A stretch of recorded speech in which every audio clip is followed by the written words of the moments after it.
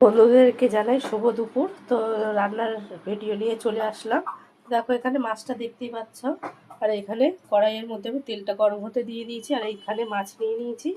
তো বন্ধুরা, তোমরা সবাই কেমন আছো? আশা করি সবাই ভালো আছে, আমিও ভালো আছি।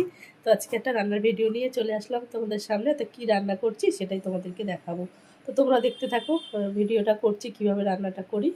তো চলো, এখানে মাছটা যেহেতু নিয়ে নিয়েছি, মাছের মধ্যে এখন আমি লবণ হলুদটা মাখিয়ে নেব।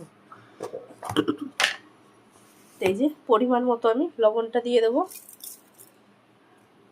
এর মধ্যে আমি হলুদটাও দিয়ে দেবো। এই যে হলুদটাও নিয়ে নিলাম। ব্যাস, এই মাছটার মধ্যে আমি মাখিয়ে নেব।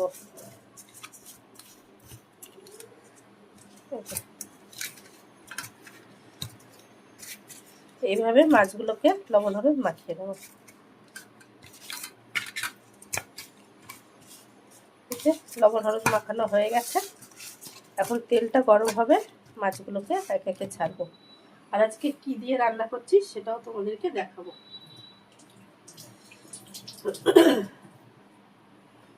তো দেখো, এখানে আমি কেটে রেখেছি বেগুন, আর একটু দানা হয়ে গেছে, কি করব, ফ্রিজের মধ্যে বেগুনই ছিল আর সবজি শেষ হয়ে গেছে।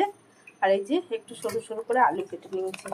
এই আলু দিয়ে এই মাছটাকে একদম মাখা মাখা করে রান্না করব। সঙ্গে করব উচ্ছে আলু ভাজা। এই যে উচ্ছেটাও কাটা আছে এখানে, এখানে সরু সরু করে আলুও কাটা আছে। তো চলো, তেলটা এখন গরম হয়ে গেছে। এই তেলের মধ্যে আমি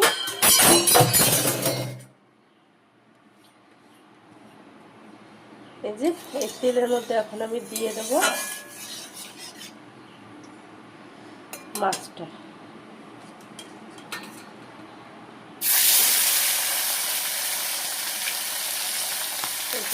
আর এই তেলটার মতো আমি পাঁপড় ভাজা করেছিলাম, ওরকম একটু একটু কালচে কালচে মতো লাগছে, একটু কিছু থাক, পরে একটু দিয়ে দেবো। তো মাছটা ভাজা করতে থাকি। তো মাছটাকে দিয়ে দিয়েছিলাম, এখন এই যে উল্টে নেবো। এই যে দেখো, এইভাবেই ভাজা করে নেব। তো মাছটা ভাজা হয়ে গেছে, এই যে তেলটা এখন ঝরাচ্ছি, মাছটা আমি তুলে নেব।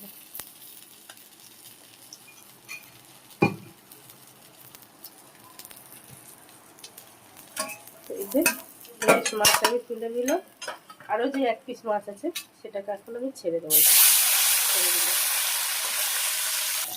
সেটা এক পিস হয়ে গেছে, এখন উল্টে দেবো। এটা ভোলা মাছেরই মতো, তো জানি না।